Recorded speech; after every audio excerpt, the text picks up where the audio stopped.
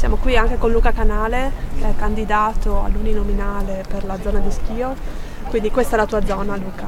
Sì, questa è la mia zona, o meglio la nostra zona, perché è di tutti i cittadini. Siamo qui per protestare contro uno scandalo. Io non sono né un chimico né un biologo, non sono un medico, non sono uno scienziato, sono solo un cittadino, nella vita faccio tutt'altro. So solo due cose però. Questi composti chimici sono stati rilevati dalle analisi e non ci dovrebbero essere. Ad oggi non è stato dato neanche 10 euro di multa a chi è ormai provato dalle analisi, dalle indagini, ha sversato questi componenti e che sono entrati adesso nel ciclo biologico. Questo non può andare avanti, ci sono dei responsabili sia a livello penale e ambientale sia a livello politico.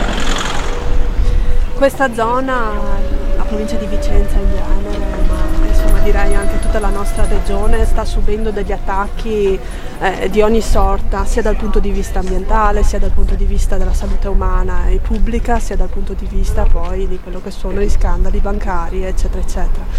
Tu in particolare ne sai qualcosa per quanto riguarda le vicende, le ultime notizie su Banca Popolare Vicentina, giusto? Sì, purtroppo ci hanno lasciati a noi stessi. I cittadini sono sfiduciati dalla giustizia e dalla classe politica perché non li difende, non viene difeso il territorio, non viene difesa la nostra economia. Dobbiamo darci un taglio, ma dobbiamo darci un taglio non noi candidati o chi sarà eletto del Movimento 5 Stelle, devono essere i cittadini a muoversi in prima persona. Molti si stanno muovendo adesso, molti si sono mossi in passato, spero che saranno sempre di più in futuro a muoversi. Le responsabilità riguardo la vicenda Banca Popolare?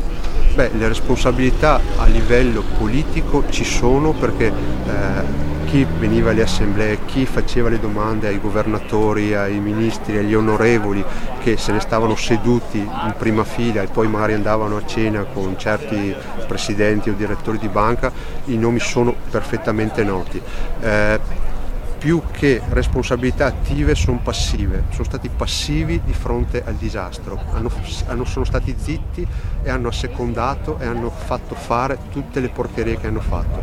È vero che a certi livelli non hanno competenze per intervenire, però l'appoggio morale sicuramente l'hanno dato a chi il disastro l'ha fatto.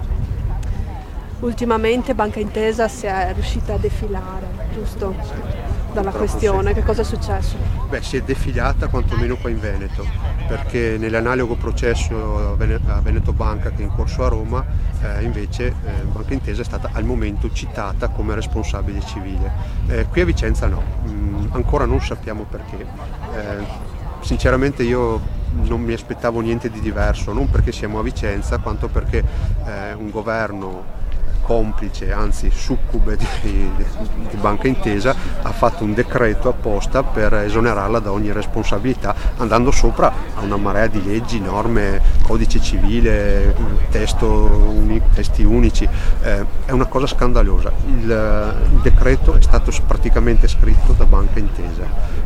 Non è questo il paese in cui voglio vivere e non è questo uno Stato di diritto. Che cosa prevede come prime azioni il Movimento 5 Stelle una volta che sarà al governo riguardo questa questione delle banche locali? Intanto bisogna riportare sotto il controllo pubblico nazionale Banca d'Italia, perché è l'organo massimo di vigilanza ed è l'organo che regola la nostra sovranità monetaria. Dobbiamo riprenderci la nostra sovranità monetaria o comunque aver voci in capitolo sulla sovranità monetaria che abbiamo in parte ceduto alla Banca Centrale Europea. Per quanto riguarda i risparmiatori, l'ha già detto Luigi Di Maio, ha fatto un preciso impegno di risarcimento dei risparmiatori truffati.